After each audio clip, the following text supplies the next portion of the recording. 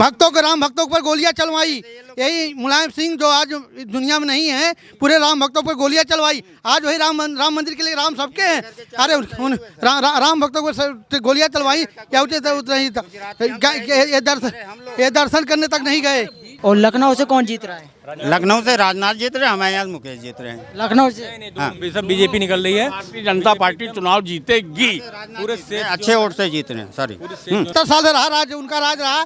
कभी सबका साथ, सबका विकास, सबका विश्वास। 70 साल से कुछ नहीं कर पाए। अब ठगों का गठबंधन बना रहे हैं, जिनमें ठगबंधन है सब। अखिलेश यादव का क्या है? कुछ है वो तो गिरफ्तार किए, उनकी हिम्मत होती गिरफ्तार। मुख्तार अंसारी के यहाँ पार्टी करने जाते हैं, जो सबसे बड़ा गुंडा था उसके यहाँ जाते हैं मिलने के लिए। तो उनका कोई विजन, तो सीधा उनका आने का मतलब गुंडेगर्दी फिर बढ़ जाएगी। राहुल गांधी, अखिलेश यादव बने हिंदू हैं। इन लोगों को एक अवसर चाहिए। कभी हिंदू, कभी मुस्लिम, कभी सिख, ईसाई, कभी नमाज पढ़ने लगेंगे, कभी पूजा करने लगेंगे। जब हिंदुओं के बीच में जाएंगे पूजा करने लगेंगे, मुस्लिमों के बीच जाएंगे नमाज पढ़ने लगेंगे, सिखों के बीच में जाएंगे तो। नमस्कार, चलिए सीधा जनता से जानते हैं कि जनता आखिर किसको चुनना चाहती है। प्रधानमंत्री आखिर किसको बनाएंगे, गठबंधन या फिर मोदी? सर आपका नाम? मुझे पंडित अनिल शुक्ला। शुक्ला जी, ये बताइए, वोटिंग है, वोटिंग में आप किन मुद्दों पे लेके वोट देंगे? राष्ट्र का मुद्दा सुप्रीम है। सर्वोपरि राष्ट्र में जो काम भारतीय जनता पार्टी की सरकार ने अब तक किया है, वह 70 साल में उसकी तुलना करना समीचीन नहीं है। क्योंकि 10 साल में भारतीय जनता पार्टी की सरकार ने जो काम किया है वो ऐतिहासिक किया है। दुनिया जानती है कि 370 हौवा बना हुआ था, उसको भारतीय जनता पार्टी की सरकार ने ख़त्म किया। उसने 3 तलाक जैसे कानून को ख़त्म किया, जिससे हमारे मुस्लिम संप्रदाय के लोग का परिवार गृहस्थी एस्टेब्लिश हो, बन सके। दोनों के बारे में सोचा मोदी जी ने? जी हाँ, मोदी जी सबके बारे में सोचते हैं। मोदी जी जैसा प्रधानमंत्री बड़े मुश्किल से अब जाकर के मिला है, जो सबके बारे में, सबके लिए सोचता है। और इस बार भी भारतीय जनता पार्टी की सरकार बनेगी। अगर ईश्वर की कृपा हुई तो 400 पार भी वो पहुंच सकते हैं। लेकिन विपक्ष तो दावा कर रहा है 150 में समेट देंगे। देखिए, विपक्ष के बारे में पूरी तरीके से देश की जनता ये जानती है कि ये जब चुनाव आता है तो जैसे एग्जामिनेशन आने पर कुछ बच्चे उसी रात पढ़ करके सवेरे इम्तिहान दे देते हैं, उसी तरीके से जो राजनीतिक पार्टियां भारत की हैं, ये दुर्भाग्य है कि ये इलेक्शन के टाइम पर तो एक हो जाती हैं, लेकिन इलेक्शन के बाद ये प्रधानमंत्री के पद पर या किसी मुद्दे पर ये अलग हो जाती हैं, और जिससे देश के ऊपर काफ़ी आर्थिक बोझ पड़ता है।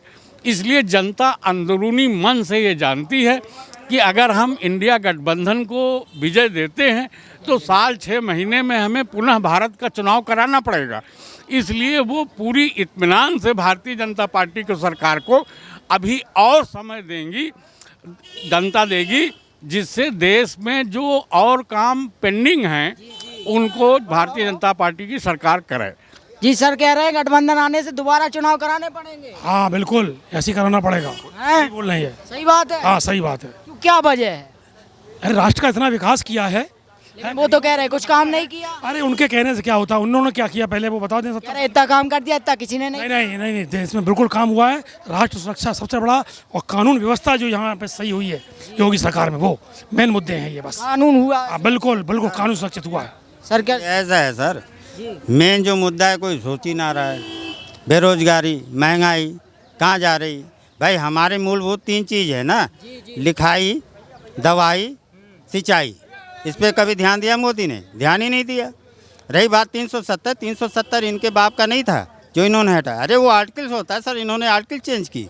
पहले कानून तो आप देखो सर, हिम्मत नहीं हटाने की, पहले किसी की हिम्मत नहीं हटाने की। पहले भी हट सकता था सर। तो क्यों नहीं हटाया कांग्रेस ने? कांग्रेस ने हटाया सर, क्या हटाने का जब वो आता है, एक उनकी बनती ना असेंबली में बनती, पार्लियामेंट में बनती, तब तो होता ना सर। वो नौबत ही नहीं आने दिया लोगों ने। अरे 70 साल से रहा राज, उनका राज रहा। कभी सबका साथ, सबका विकास, सबका विश्वास।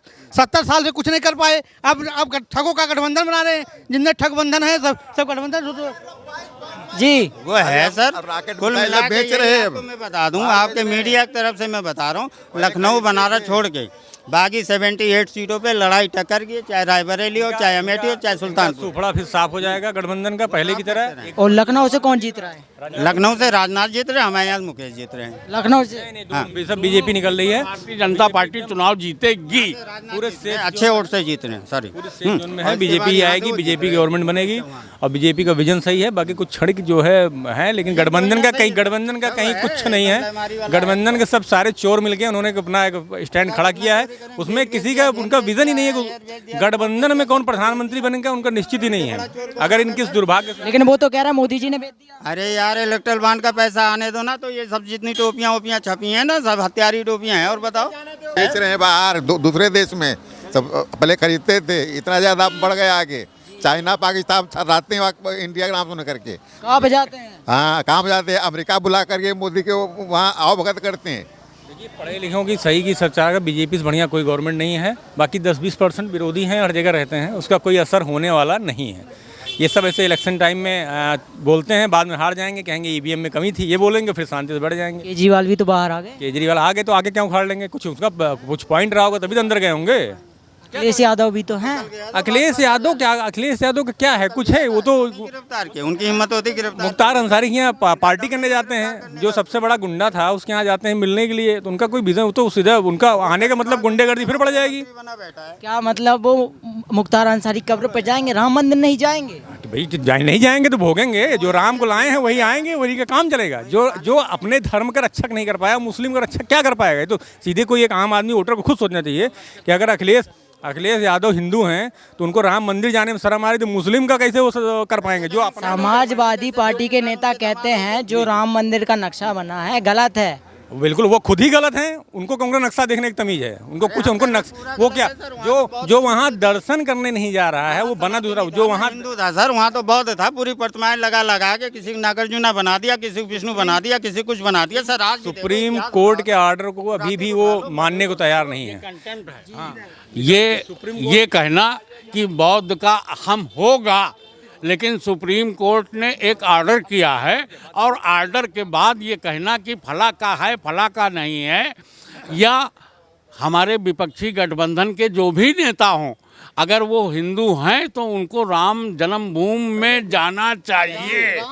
और अगर सापा आपने कहा जाना चाहिए, राहुल गांधी क्यों नहीं गए? देखिए, राहुल गांधी हों या हमारे माननीय अखिलेश जी हों या क्या नाम कोई भी हो, राहुल गांधी अखिलेश यादव बने हिंदू हैं। ये लोग, इन लोगों को एक अवसर चाहिए। कभी हिंदू, कभी मुस्लिम, कभी सिख, ईसाई, कभी नमाज पढ़ने लगेंगे, कभी पूजा करने लगेंगे। जब हिंदुओं के बीच में जाएंगे पूजा करने लगेंगे, मुस्लिमों पर जाएंगे नमाज पढ़ने लगेंगे, सिखों के बीच में जाएंगे तो अपना राम परिवर्तन कर ले, धर्म परिवर्तन कर लेते हैं, समय देख के परिवर्तन कर लेते हैं।